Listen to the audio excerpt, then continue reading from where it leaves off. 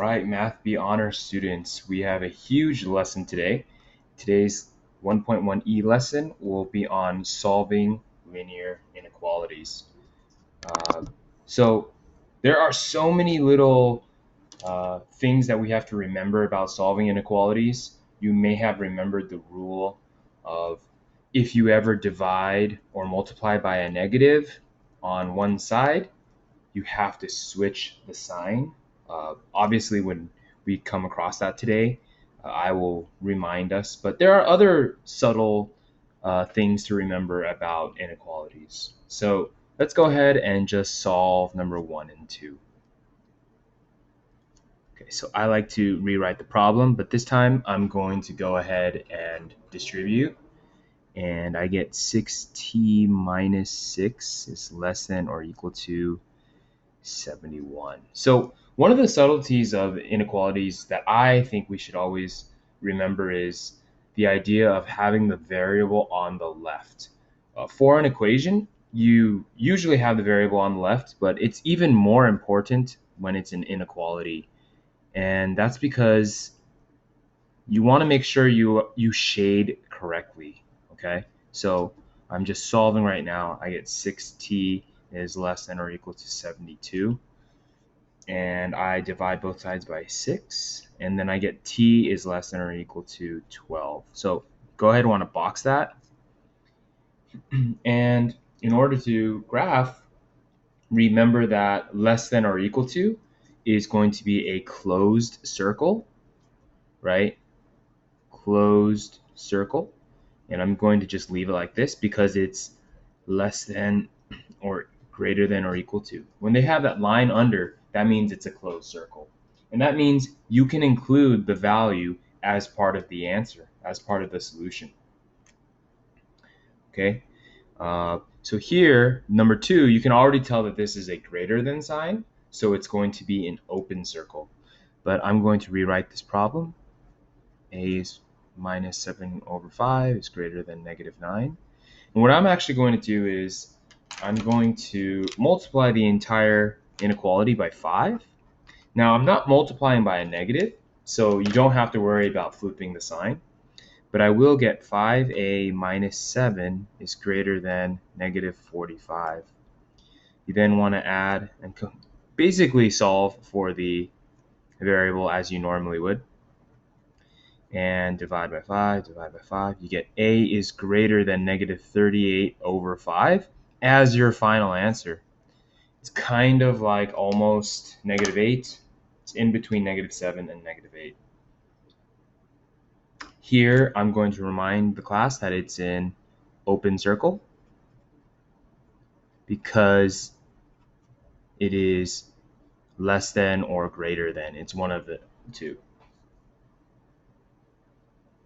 Okay, so let's go ahead and graph. Now, again, since the variable is on the left, you can follow the way the arrow is pointing, right? This arrow, you can think of it as kind of like pointing like that. This is the less than sign. Some people think of it as the L because it looks like an L kind of. And all you really need to do is just take a 12. I'll put it right here.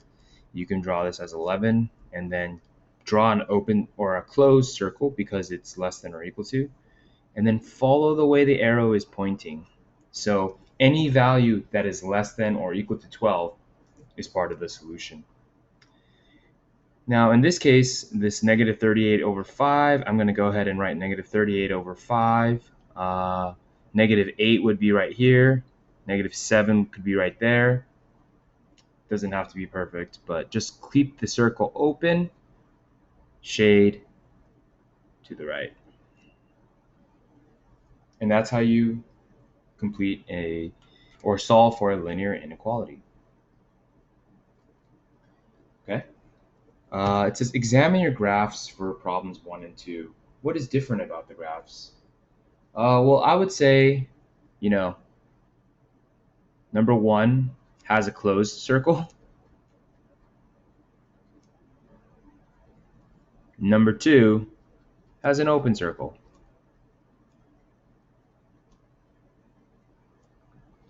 That's one of the obvious points. Explain in words how the symbols greater than or less than affect the graph of an inequality. So for both, the actual value must not be included. Not be included in the solution, right? If I say I need something greater than 2, like you cannot say 2 is greater than 2, right? So 2 is not part of the solution. However, if you say greater than or equal to, well then the value provided is part of the solution because you can have it equal to it. This subtlety is very, very important though, because if I said I need 3 or more, or I need at least 3 cheeseburgers to be full from In-N-Out, then I need to have at least 3. You can give me 3. You can give me 3. You can give me 4. You just need to give me at least 3. So the value provided is part of the solution when it has a greater than or equal to sign or less than or equal to sign. Okay. All right. So number 6 is definitely something that you should take a look at, but I'm going to actually move to number 8.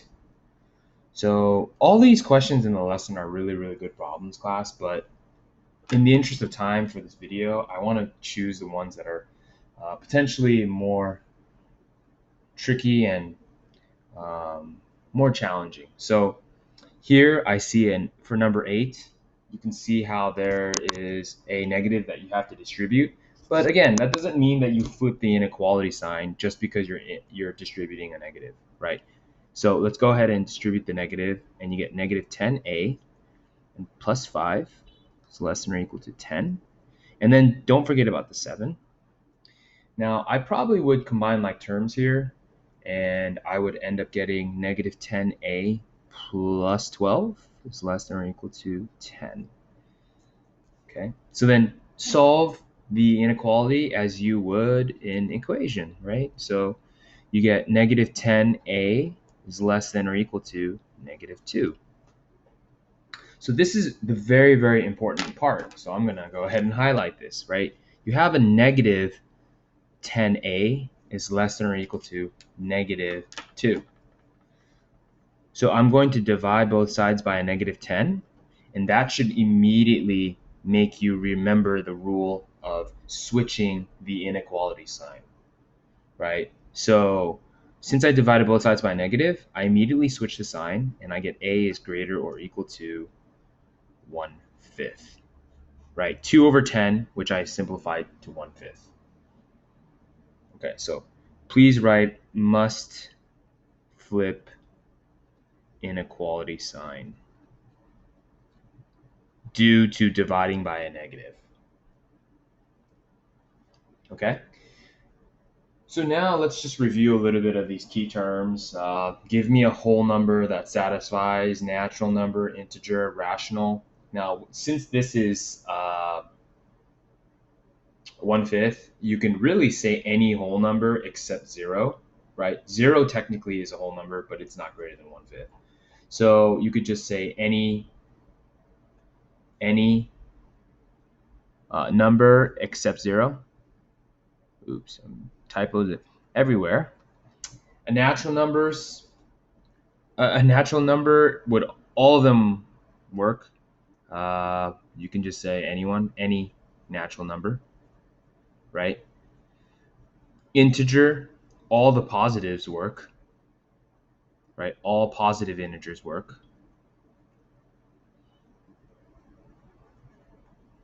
And then rational numbers, anything greater than 1/5, let's call it,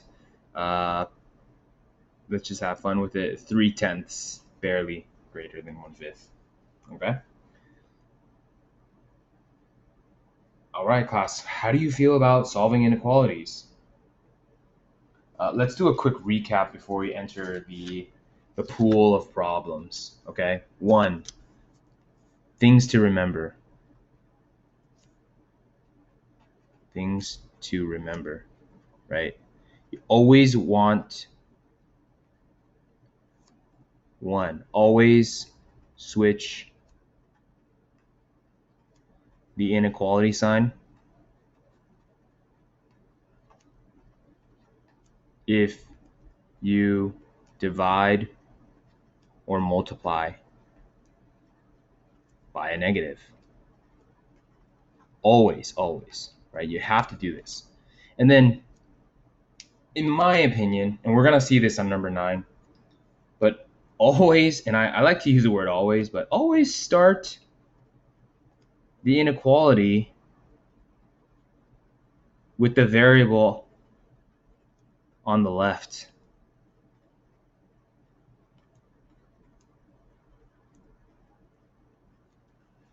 This allows you to remember and follow the arrow when you are shading, right? I can't tell you how many times I've seen students shade incorrectly because their variable is on the right side. You might accidentally follow the arrow even though your variable is on the right side. So in order to prevent that, I always tell my students, please make sure you start with the variable on the left, or at the very least, switch the variable to the left as your last step. Okay? So let's take a look at number 9. You can see on number 9 that we purposely gave you an inequality where the variable is on the right. So without even thinking, I'm going to rewrite the inequality, and I write n minus 3 is over 2, and it's going to be greater than or equal to 8, right? Think about it as you're reading it from right to left, and that's the way you should say it. N minus 3 divided by 2 is greater than 8. Now, once you do this, you're basically solving as you normally would, right? Multiply both sides by 2. N minus 3 is greater or equal to 16. And all I have to do is just isolate the variable. And I get n is greater or equal to 19. And my variable is on the left, and I'm happy about that. So then I just get, 19 right here, 18 maybe a 20. And it's a closed circle because it's part of the solution, and you can follow the arrow.